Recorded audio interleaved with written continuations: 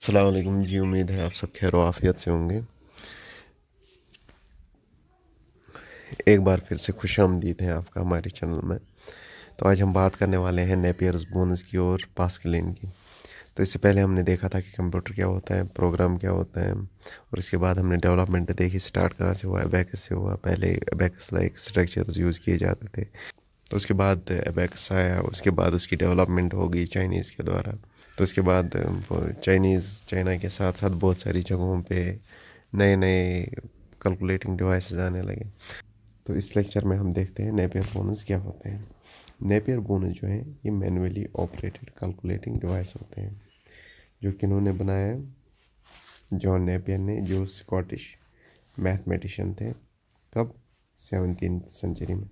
तो इसका एक चीज़ याद रखना, क्वेश्चन इसी में आते हैं कि लाइक जॉन नेपियर क्या थे, स्कॉटिश मैथमेटिशियन थे, या नेपियर बोनस किन्होंने दिया, जॉर्ज नेपियन दिया होगा या जॉन नेपियन दिया होगा, तो ऐसा क्वेश्चन आता है। तो ये सेट ऑफ नंबर्ड रॉड्स थे या बोनस थे जिन पे इंस्क्राइब किया गया था कि आप मल्टीप्लिकेशन टेबल नंबर्स का, ठीक है ना। तो उसके बाद जो परफॉर्म करना होता था, आपको मल्टीप्लिकेशन परफॉर्म करना होता था, तो आप इन रॉड्स के कॉरस्पॉन्डिंग जो इनके कंपैरिजन में नंबर्स दिए गए होते थे, जो आपको कैलकुलेशंस करने पड़ते थे, तो वो किन की वजह से होती थी? इन रॉड्स की वजह से। जो इन पे नंबर्स लिखे हुए होते थे उनकी वजह से होते थे। इन पे जो नंबर्स अलाइन किए गए होते थे रॉड्स पे, तो उन नंबर्स को आप इन्वॉल्व करके मल्टीप्लिकेशन किया करते थे। तो इसके बाद हम देखते हैं पास्कलेन क्या होता है। पास्कलेन एक अर्लीस्ट मैकेनिकल कैलकुलेटर माना जाता है। मैकेनिकल और एनालिटिकल में बहुत फ़र्क है। एनालिटिकल का वो चार्ल्स बेबेज हम बाद में देखेंगे। तो किन्होंने बनाया था? जो एक फ्रेंच मैथमेटिशियन थे, Blaise Pascal.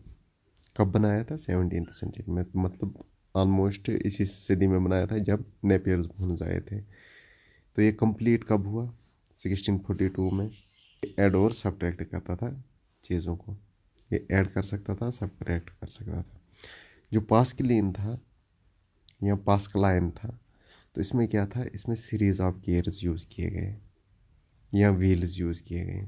Series of wheels किस चीज़ के लिए? कैलकुलेशन करने के लिए।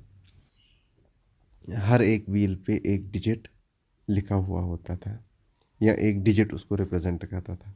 देखा जाए तो ये एक एडवांसमेंट थी किस चीज़ में? ऑटोमेटिक अर्थमेटिक में।